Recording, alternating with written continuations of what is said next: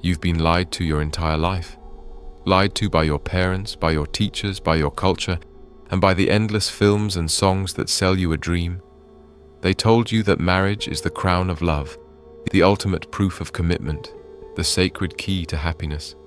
They told you that without it, your life is incomplete, your love is unworthy, your manhood is unfinished.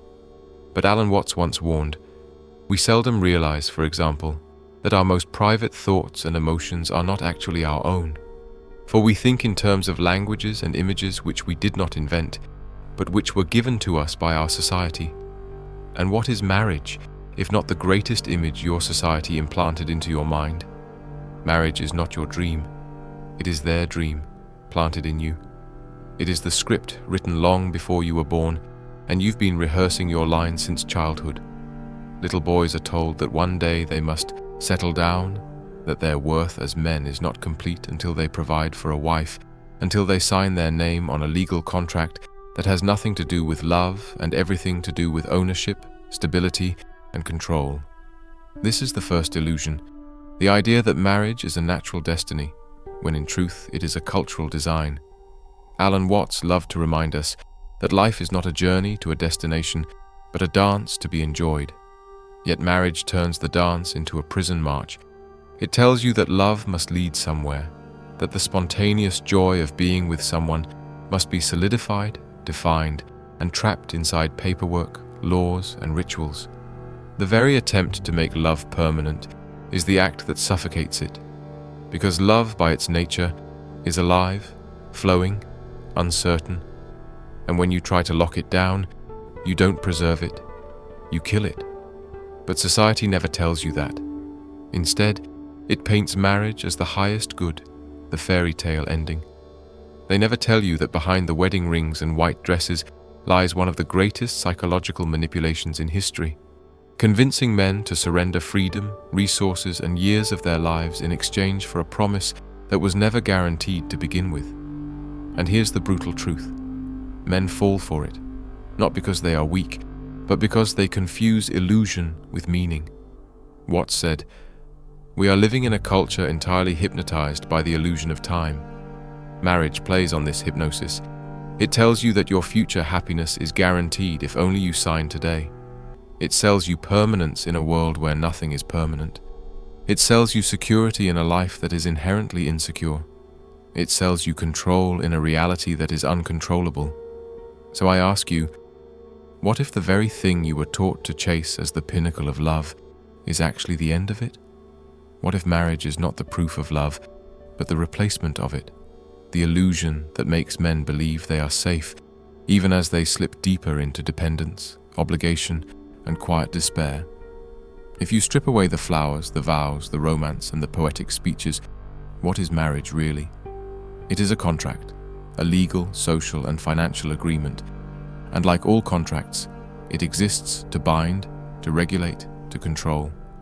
For centuries, marriage was never about love. It was about property, inheritance, and power. A woman was passed from her father's authority to her husband's. The ceremony wasn't a celebration of passion, it was a transaction. And though society has dressed it up with the language of romance, the skeleton of that arrangement has never disappeared. Alan Watts would often say that human beings create elaborate symbols and then mistake those symbols for reality. Marriage is the perfect example of this illusion. Love is a living reality, warm, chaotic, unpredictable, and alive. But marriage is the symbol. The ring, the contract, the ceremony, the papers filed in a government office. None of these are love. They are the symbols we mistake for love.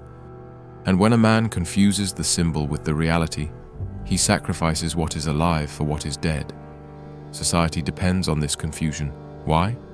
Because love, if left alone, is unstable. It rises, it falls, it transforms, it fades, it returns. Love is unpredictable, and unpredictable people are hard to control. But marriage transforms love into duty, and duty is predictable. Duty makes men easier to govern, easier to tax, easier to trap inside routines where their power can be harvested for the benefit of institutions. You think you married a woman, but in truth, you married the system. This is why so many men feel an invisible weight pressing on them after the honeymoon glow fades. It is not just the expectations of their wives, it is the invisible hand of society whispering, "Now you must provide, now you must obey, now you must carry burdens you never agreed to when you first felt the spark of love." The illusion of marriage is that it secures the relationship. In reality, it secures the man to the state, to financial obligations, to cultural roles, and yet men still fall for it. Why? Because the illusion is beautiful. Because the dream of permanence is comforting. Watts pointed out that human beings fear uncertainty so much that we build elaborate systems to disguise it. We pretend time is linear and predictable. We pretend identities are fixed. And we pretend love can be frozen in place through marriage. But this is all fear management, not truth. Ask yourself honestly, how many men stay in marriages not because of love, but because of fear? Fear of loneliness, fear of judgment, fear of financial ruin, fear of losing access to their children. And isn't that the very definition of slavery? When you remain in chains not because you want to, but because you are too afraid of what happens if you break free? The illusion of marriage, then, is not just about love. It is about identity. Society teaches you that you are not a real man until you are a husband, that your worth is incomplete until you are chosen by a woman and sealed into this contract. But this is the trick. You are made to believe that you need marriage to be validated. In truth, marriage needs you in order to survive. Without men to bind themselves to this illusion, the institution collapses. Men do not fall into the illusion of marriage because they are stupid. They fall because the trap is baited with their deepest instincts. A man is born with the desire to protect, to provide, to build, to leave a legacy. These instincts, when channeled toward purpose, create empires. But when hijacked by the institution of marriage, they create enslavement. The first instinct exploited is protection. From the moment you are a boy, you are told that one day you will take care of a woman, and marriage frames itself as the ultimate expression of that duty. She becomes your responsibility, her emotions your problem, her needs your endless to-do list. But Alan Watts once warned, we must abandon the illusion that we are the permanent self who must hold on to and control life. When a man makes it his mission to control a woman's happiness through marriage, he binds himself to an illusion that cannot be fulfilled. Her happiness is not permanent, and neither is his ability to provide it. The more he tries to hold on, the more life slips through his fingers. The second instinct exploited is legacy. Men want to leave behind something that lasts, and marriage promises permanence, a family, a name carried forward, a structure that will outlive him. But this too is a mirage. How many men sign their lives away for the sake of family, only to watch the structure collapse in divorce courts? How many build homes for children who grow up to resent them? How many discover too late that their so-called legacy was little more than paperwork, obligations, and broken promises? Watts often reminded us that permanence is a fantasy, that everything in life is in flux. To chase permanence through marriage is like trying to catch water with your hands. The tighter you grip, the faster it escapes. And the third instinct is the longing for security. Every man, no matter how strong, feels the pull of uncertainty in life. The world is chaotic, unpredictable, brutal, and marriage sells itself as an anchor against this chaos. If you marry, they whisper, you will never be alone. You will have someone to lean on. You will be safe. But this safety is only psychological.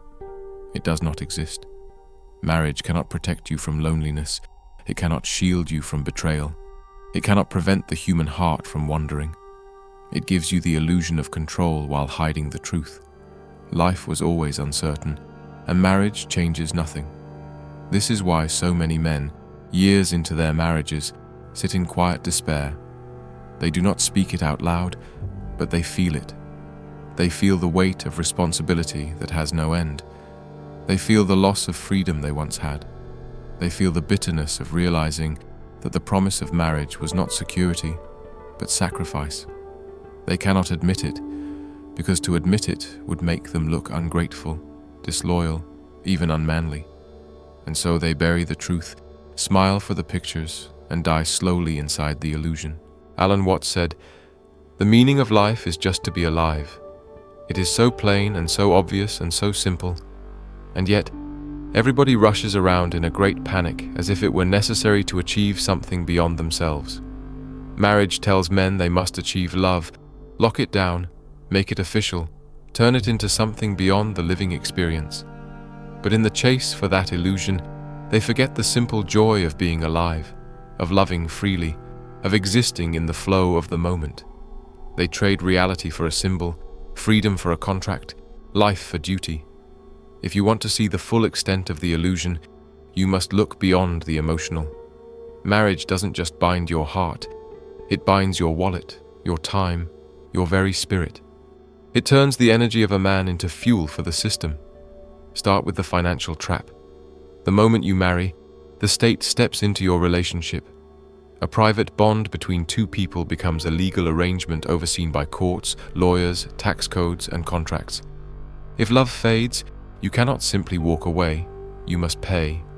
You must divide assets, surrender property, and in many cases, commit to years or decades of financial obligation in the form of alimony or child support.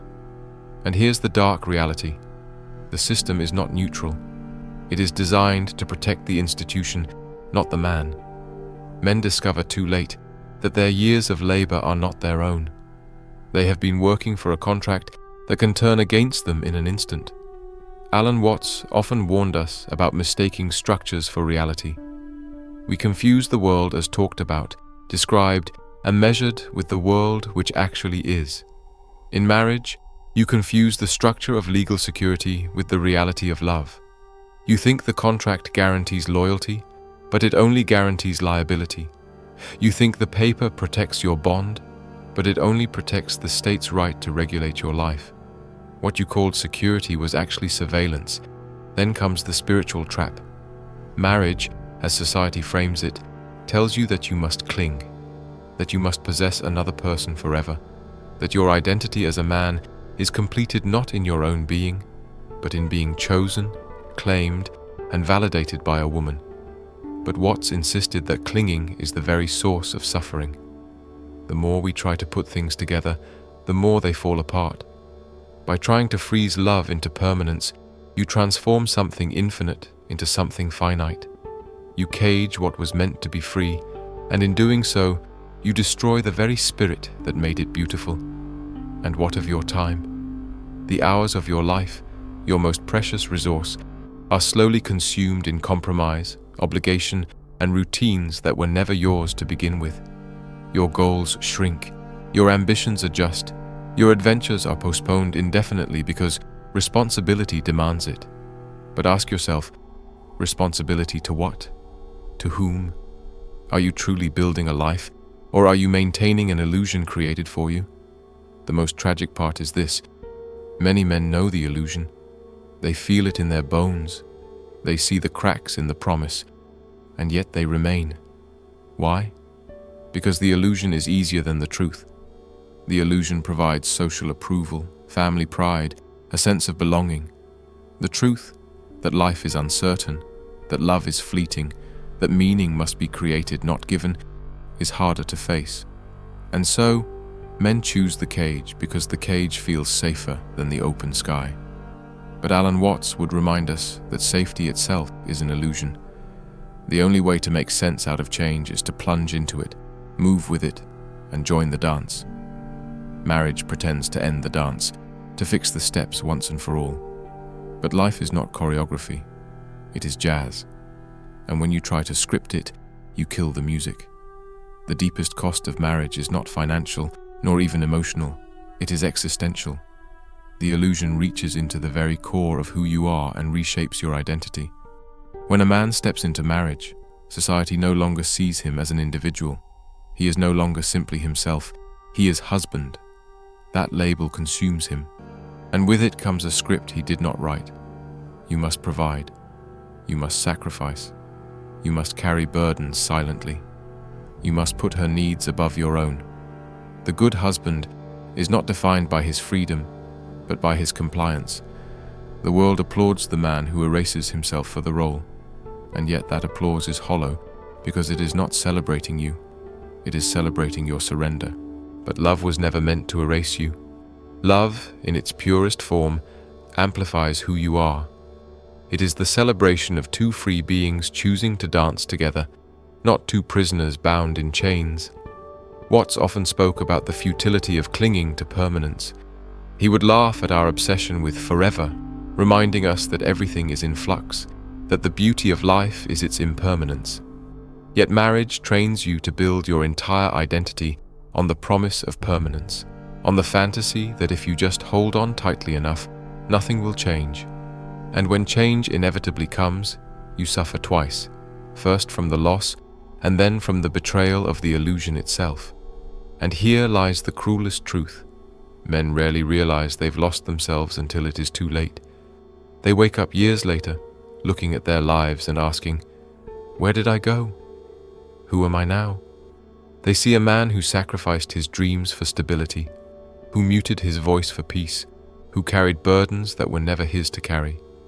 They see a shadow of the man they were, trapped not by love, but by illusion.